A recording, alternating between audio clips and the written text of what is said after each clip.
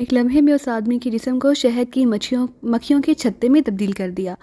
कमरे में उस आदमी के अलावा और कोई ना था, इसलिए जवाना तेजी से मुड़ा और वापस बरामदे में आकर वो आगे बढ़ा और राहदारी में से गुजरता हुआ आगे बढ़ता चला गया। मशीन गन उसके हाथ में इस तरह लटकी हुई थी जैसे बच्चे किसी खिलौने को उठाते हैं। चेहरा गुस्से की शिद्दत से तांबे की तरह का हो रहा था और आंखों से शोले से निकल रहे थे। इस अंदरूनी राहदारी के एहतताम पर सीढ़ियां नीचे उतर रही थी और सीढ़ियों के एहतताम पर एक फौलादी दरवाज़ा था जिसके ऊपर सुरह रंग का बल्ब जल रहा था। जवाना ने गन सीधी की और दूसरे लम्हे तड़तड़ाहट की आवाज़ के साथ वो बल्ब और उसका तंजीबी सामान बिखर कर नीचे आ गिरा। जवाना ने पूरी कुव्वत से आगे बढ़कर उस फौलादी दरवाजे पर अपने कांधे की जोरदार टक्कर मारी, लेकिन फौलादी दरवाज़ा सिर्फ चरचरा कर रह गया।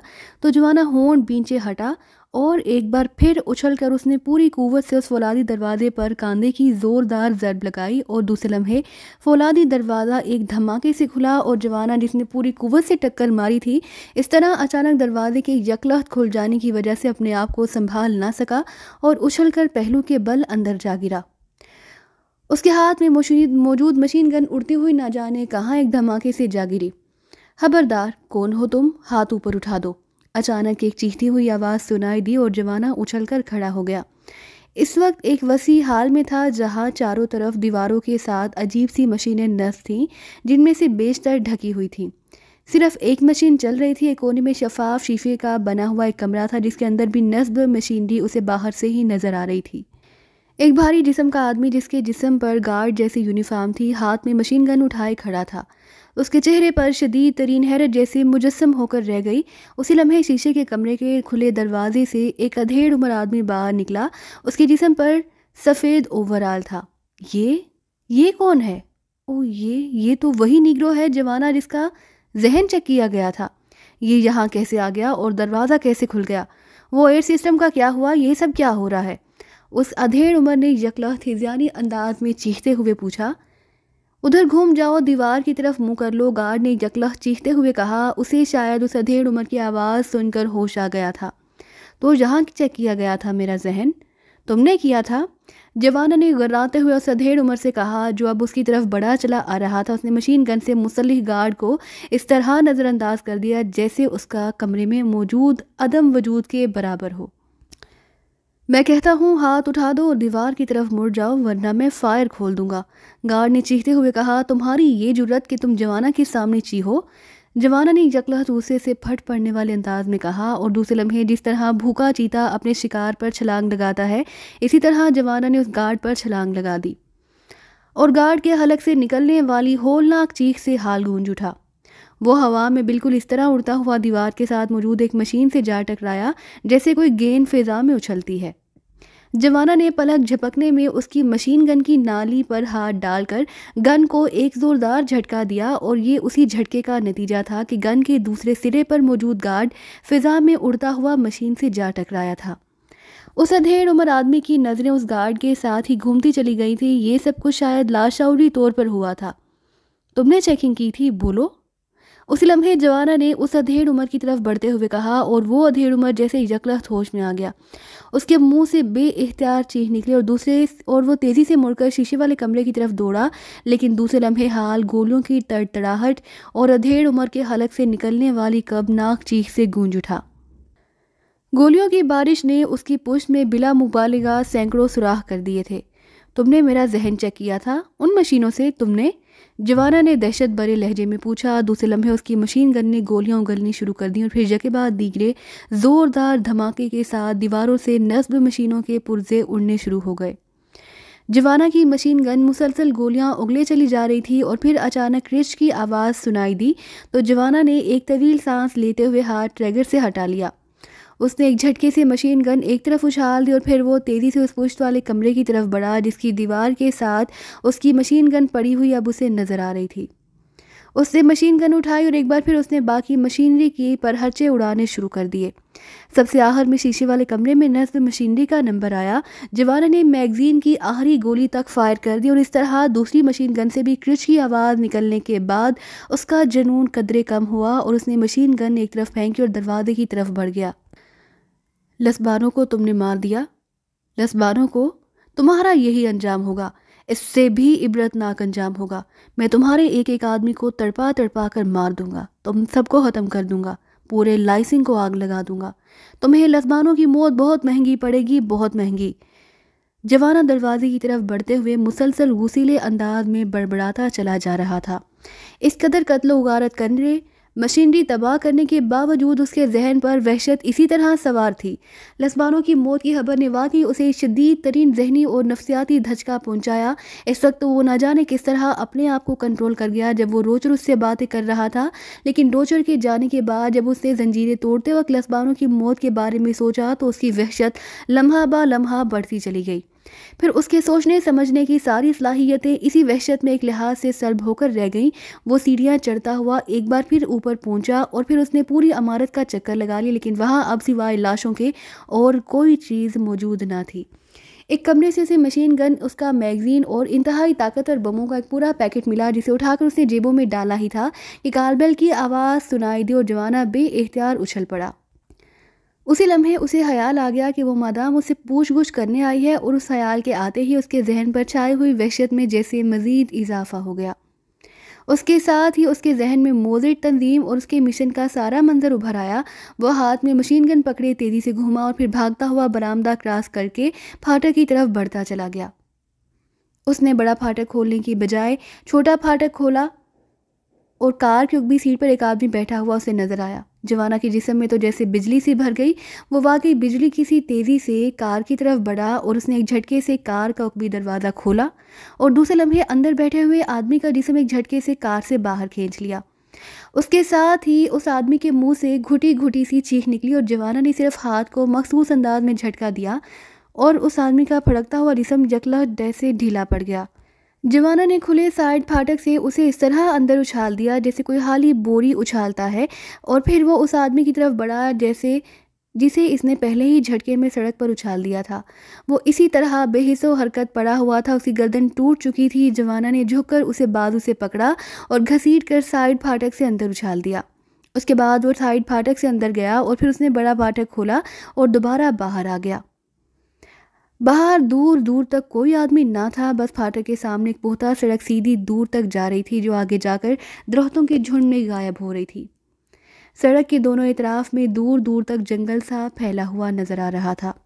जवाना कार में बैठा और कार को स्टार्ट करके वो अंदर सीधा पोर्च में ले गया। कार से उतरकर वो वापस मुड़ा और उसने आकर बड़ा और छोटा फाटक बंद किया और एक तरफ पड़े हुए उन दोनों अफराद की तरफ बढ़ गया। पहला आदमी तो मर चुका था, लेकिन जवाना जानता था कि दूसरा सिर्फ बेहोश होगा, क्योंकि उसने जानबूझकर उसकी गर्दन को इस अंदाज में झटका दिया था कि वो बेहोश भी हो जाए और मर भी ना सके। क्योंकि इतना तो वो जानता था कि कार में बैठने वाला यकीनन कोई अहम आदमी होगा। वैसे वो गया तो मादाम के लिए ही, लेकिन मादाम बाहर मौजूद ना थी, और अगर वो फाटक खोलने और छुप कर हमला करने की कोशिश करता तो शायद वो इतनी आसानी से उन पर काबू ना पा सकता था। इसलिए उसने अपनी फितरत के मुताबिक डायरेक्ट एक्शन किया। वो आदमी जिसे इसने कार में से निकाला वाकई बेहोश पड़ा हुआ था। बाहर फैले हुए जंगल को देखकर जवाना पूरी तरह मुतमईन हो गया। उसने उस आदमी को उठाकर कंधे पर डाला और उसे लेकर अंदर एक कमरे में बढ़ गया, जिसे सीटिंग रूम के अंदाज में सजाया गया था। उसने उस आदमी को फर्श पर बिछे हुए कालीन पर फेंका और फिर मुड़कर रस्सी उठाने के लिए कमरे से बाहर आ गया। जहाँ से उसने असलहा लिया वहाँ उसे रस्सी के बंडल नजर आए थे, इसलिए वो सीधा वहाँ गया और फिर रस्सी का एक बंडल उठाकर वो वापस आया और उसने उस आदमी को एक कुर्सी पर बिठाकर एक हाथ से उसे थामे रखा, दूसरे हाथ से उसने उसे रस्सी से बांध दिया। इस तरह उस आदमी का जिस्म जब कुर्सी के साथ कदरे टिक गया तो उसने बाकी रस्सी को मजबूती से बांध दिया। अब तुम खुद बताओगे कि तुम कौन हो, जवाना ने इसी तरह बड़बड़ाते हुए कहा, और दूसरे लम्हे उसने पीछे हटकर उसके चेहरे पर लगातार थप्पड़ मारने शुरू कर दिए। लेकिन गुस्से के बावजूद उसने हाथ हल्का रखा ताकि वो जवाब देने के काबिल रह सके। चंद थप्पड़ खाने के बाद वो आदमी जकला चीखता हुआ होश में आ गया। उसके चेहरे पर इंतहाई तकलीफ के तासुरात नमूदार हुए, लेकिन फिर उनकी जगह हैरत ने ले ली। तुम जवाना, तुम कैसे आज़ाद हो गई? ये कैसे मुमकिन है? तुम तो जंजीरों से बंधे हुए थे और मैं खुद तुम्हें बंधवा कर गया था। मेरे साथी कहाँ है? क्या उन्होंने गद्दारी की है? उस आदमी ने पूरी तरह होश में आते हुए पूछा। तुम्हारा नाम आंद्रे है? जवाना ने एक कुर्सी घसीट कर उसके सामने बैठते हुए सर्द लहजे में पूछा, और बंधे हुए आदमी ने असबात में सर हिला दिया। तुमने लस्बानों पर तशद्दुद किया था, तुमने उससे पूछ-गछ की थी, तुम चीफ हो उन दरिंदों के? जवाना के लहजे में यकलत भूखे भेड़िए जैसी गराहट उभर आई। उसकी आंखों से एक बार फिर शोले से निकलने लगे। जहन पर वहशत की चादर फैलने लग गई और सामने कुर्सी पर बैठा हुआ आंद्रे जवाना के चेहरे पर उभरने वाले तासुरात और उसकी आंखों से निकलने वाले शोलों को देखकर शायद बुरी तरह खौफजदा हो गया। उसका चेहरा यकलत खौफ की वजह से सुकड़ सा गया। मैंने नहीं किया, मैं तो, उसने हकलाते हुए कहा।